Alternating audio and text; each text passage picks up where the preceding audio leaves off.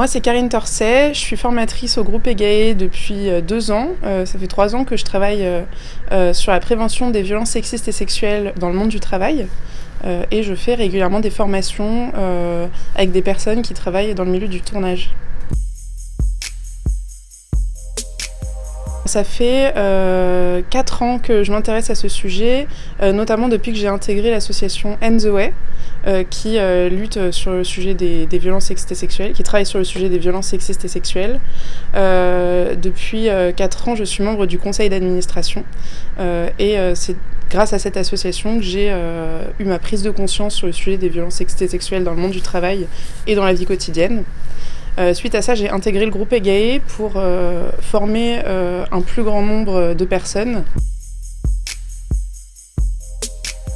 Je pense qu'une des choses à faire avant le début du tournage, c'est déjà peut-être d'inscrire au sein de la Bible la procédure de signalement. Inscrire cette procédure de signalement, ça va permettre aux personnes, peut-être victimes ou témoins de violences, de savoir qui contacter, comment, de connaître les définitions des violences sexistes et sexuelles. Donc ça va les aider même s'ils n'ont pas pu faire une formation. Alors en fonction de votre niveau de responsabilité lors d'un tournage, vous ne pourrez pas faire les mêmes actions. Si par exemple vous êtes en charge d'organiser le tournage, par exemple vous êtes producteur, productrice ou directeur, directrice de production, ce que vous pouvez faire c'est en amont informer les personnes que vous embauchez de vos responsabilités dans la lutte contre les violences sexistes et sexuelles. En parler, c'est déjà une étape très importante parce que ça permet de casser le tabou qu'il y a sur le sujet des violences sexistes et sexuelles et ça permet de créer dès le début une ambiance sereine de travail.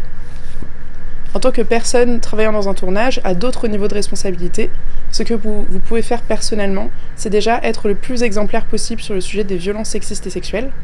Donc c'est-à-dire ne pas commettre de violences sexistes et sexuelles, évidemment, c'est-à-dire ne pas avoir de propos sexistes, de ne pas faire ce qu'on appelle communément des blagues sexistes, mais également ne pas réagir à ces blagues sexistes, ne pas rigoler, ne pas les banaliser au quotidien. Et si vous y arrivez, vous pouvez même y répondre et informer les personnes que ces actes-là sont interdits. J'ai vu énormément de changements ces dernières années. Il y a quelques années, quand on faisait ce genre de formation, les entreprises ou les administrations nous riaient au nez en nous disant qu'il n'y avait pas ça chez eux. Aujourd'hui, c'est différent. On nous appelle, on nous demande de faire ces formations-là. Donc on a un énorme changement radical dans le pays, notamment suite à MeToo et à tous les soulèvements qu'il y a eu dans la population actuellement. Ces prises de conscience-là sont salutaires, mais elles ne sont pas suffisantes.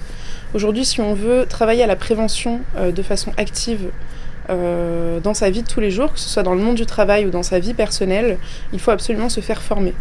Notre société actuellement banalise extrêmement les violences. La preuve, une femme sur 3 déclare avoir déjà subi du harcèlement sexuel sur son lieu de travail. Pour pouvoir lutter contre ça, il faut savoir reconnaître ces violences-là. Et pour les reconnaître, il faut connaître la loi. Et pour connaître la loi, il faut pouvoir se faire former. C'est pour ça que l'AFDAS a lancé ce grand marché de formation-là, qui permet à tous les professionnels adhérents à l'AFDAS de pouvoir se faire former au minimum une journée gratuitement. Ce qui me motive vraiment tous les jours à faire des formations sur ce sujet, c'est vraiment quand je vois la prise de conscience chez les personnes.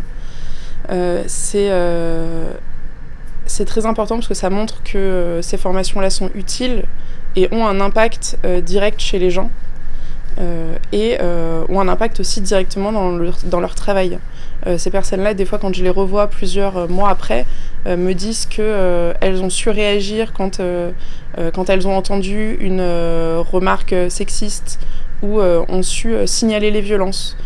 Ou alors, des fois, des directions me contactent quelques mois après pour me dire qu'ils ont décidé de déclencher une enquête suite à des faits qui duraient depuis un moment.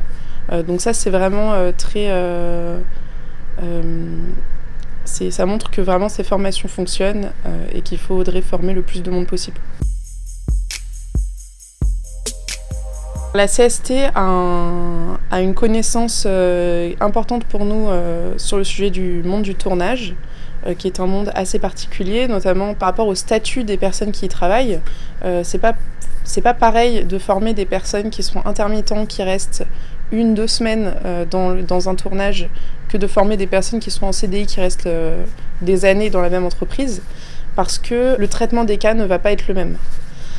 Donc cette connaissance-là que la CST a, nous on s'en nourrit et on s'en sert pendant les formations, parce que nous on a les connaissances et on a l'expertise sur le sujet des violences sexistes et sexuelles, et la CST a l'expertise sur le sujet sur le monde du tournage, et ensemble ça fait un très beau